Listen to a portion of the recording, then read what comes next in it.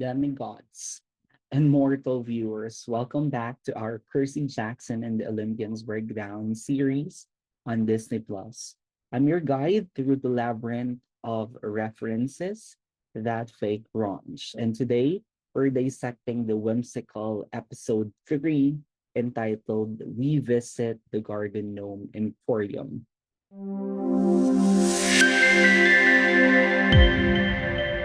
Episode 3 takes a delight turn as Percy, Annabeth, and Grover find themselves in an unexpected place, the Garden Gnome Emporium. It is narrative packed and the commencement of our hero's quest. We immediately picked off from the attic of the big house to meet the Oracle of Delphi. Correction on the pronunciation last time. The attic has tons of hidden treasures and known items from the get go. We see a painted vase, a statue of a man holding a bow and arrow. It could be a child of Apollo or a hunter of Artemis. There is also what looks like a scarf, could be Aphrodite's scarf, which I hope will appear later when they visit Waterland. There is a scale, probably a nod to Themis, the Greek goddess of justice. There are several armors, a miniature big house. How oxymoronic, right? And a cage. We also see a helmet and pickled things. I would guess this is one of Ladon's claws that Lucas Talian took from his quest for the apple of the Hesperides. This looks like a sword hilt. Of course, a mirror. There is an arc with three swords. Let me know in the comments if you know what this is. A shield, some cobwebs, and the severed minotaur's horns. I've seen a French horn, some books, and some scrolls. Another detail is the Pantanaic prize amphora depicting a pancreation event. Apologies in the pronunciation. Probably in 332 to 31 BC, currently at the British Museum, London. Now, back to business. Meet the Oracle in Gabe's form, Percy's unlikable stepfather. This is a modern update from the books. Perhaps the Oracle may be projecting uncomfortable images for other reasons. We hear the first part of the prophecy. You shall go west and face the God who has turned, and you shall find what was stolen and see it safely returned. In the books, Luke explained that there hadn't been a quest since his own quest 2 years ago failed. The Oracle had also told Chiron that Annabeth could only go on a quest once someone special arrived, leading Annabeth to think anyone new to camp could be the omen she had been waiting for. We cut to the mess hall, which I mentioned in the previous videos as the dining pavilion, but it's all the same. We see Chiron, Mr. D, and the demigods from the archery station last episode, Chris, Luke, Clarice, Annabeth, and some other demigods. As Chiron gives instructions with no hesitation, Percy chooses Annabeth as his questmate. After negotiating, Chiron approved and declared, The first questmate shall be Annabeth Chase. cut to the Pegasus stables, where Grover is tending to some Pegasi. I wonder if they are Blackjack, Pork Pie, Guido, and Scipio. We didn't meet them until later, obviously. Percy arrives to tell Grover that he's the other questmate. You. Funny. No, seriously, who'd you choose? I chose you. And then we hear the next part of the prophecy. You shall be betrayed by the one who calls you friend. and fail to save what matters most in the end. In the book, when Chiron explains the quest, Grover volunteers. Shortly after, Annabeth removes her Yankee cap, revealing that she's been listening the whole time and volunteers too. We've seen that Percy chose both of them to join him in this episode in the quest. This change is one of the modern updates of the book that makes their bond and quest even more special. While Percy is packing his bag, Luke arrives and gives him a pair of winged shoes, which can be activated by saying, Maya. the CGI that makes up the wings from the shoelaces is praiseworthy. Percy reveals his decision to choose Grover over Luke because if they get sidetracked from the quest, he needs someone to be on his side. We see Annabeth as she bids goodbye to Thalia's mind. We first saw this in episode 1 when they were being chased by the Minotaur. Thalia's father wishes to preserve her life and honor her sacrifice, turning her into the pine tree that protects Camp Half Blood with the magical barrier. Grover told Percy the story of how Thalia became a tree, and Percy mocks Thalia's spine. She made a pine cone's fate. When Grover mentions Olympus while they were on a taxi, the Empire State Building appears. They ride the bus to New Jersey. They were sitting at the back close to the restroom to mask their demigod scent. Percy questions why they were traveling by bus instead of a plane.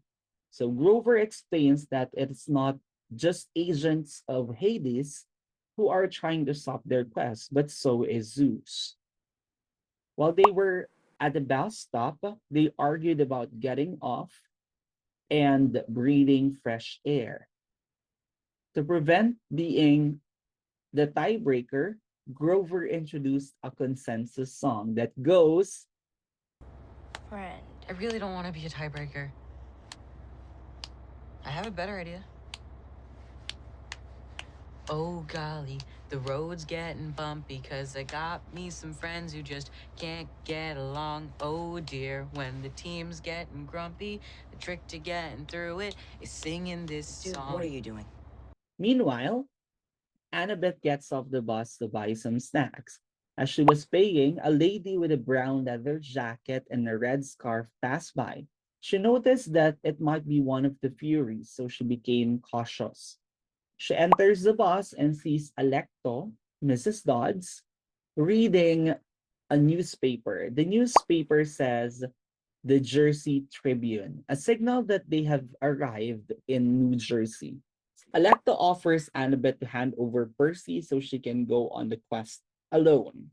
Then, Alecto is about to attack them, but Percy and Grover break the emergency window and the driver asks everyone to exit the bus.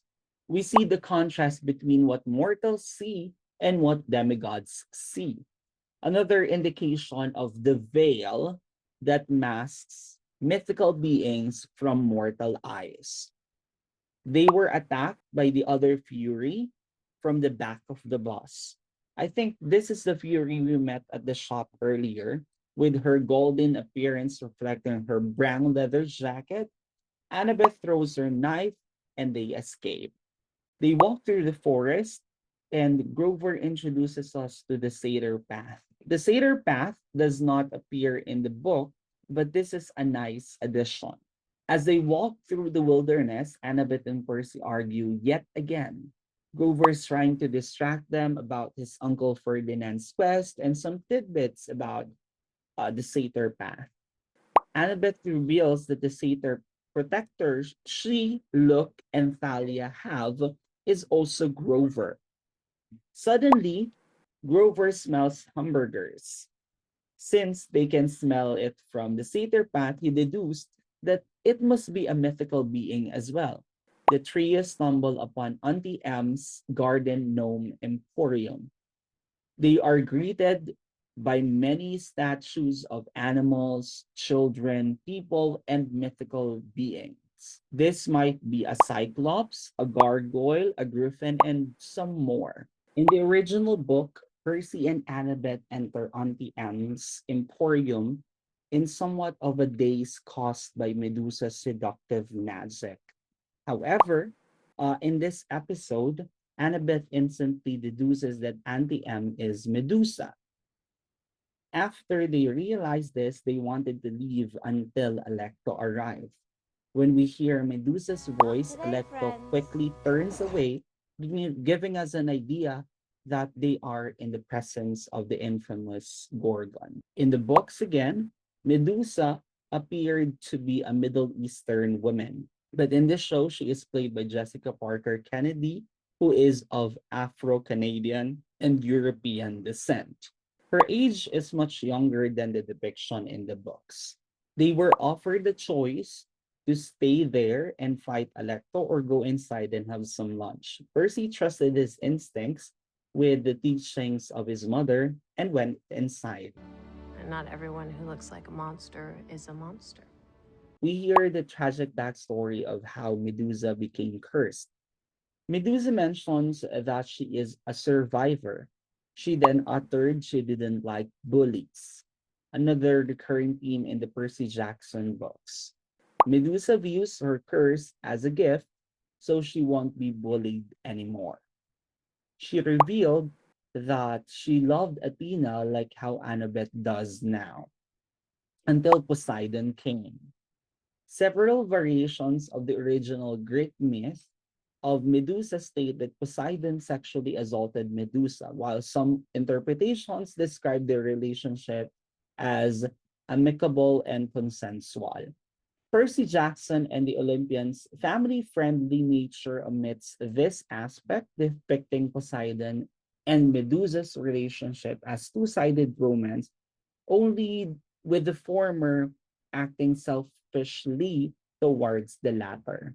Medusa invites Percy to help her in the kitchen.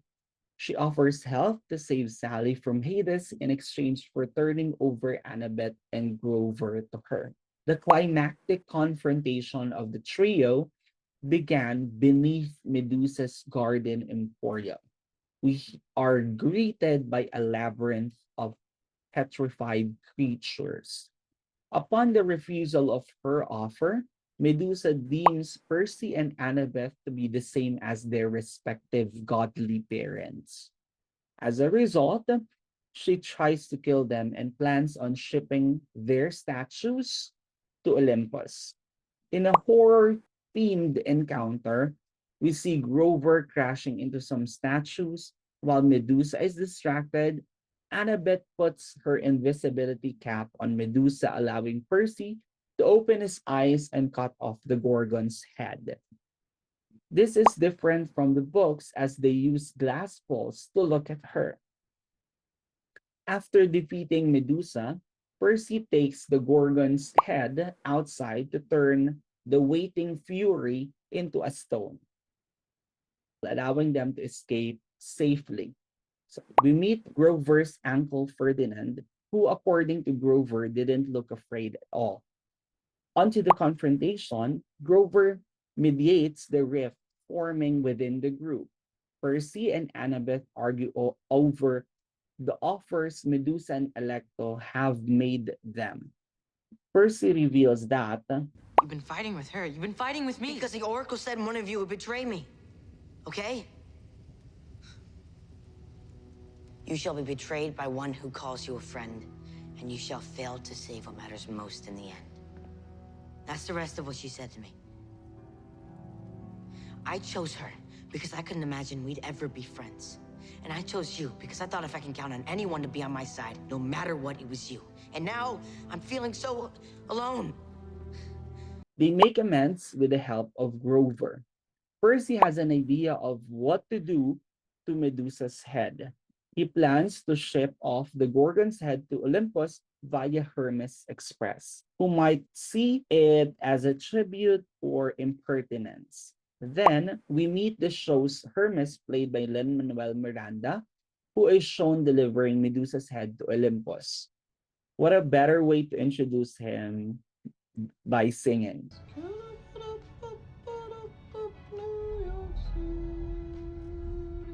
The ending reveals that the entrance to Olympus is in the Empire State Building in New York City. That concludes our breakdown of episode 3. We visit the Garden Gnome Emporium. If you enjoyed this commencement of Percy Jackson's journey, don't forget to hit the like button, subscribe, and ring the notification bell. Stay tuned for more demigod escapades. Until next time, may your gnome encounters be amusing and your quests ever thrilling. Goodbye.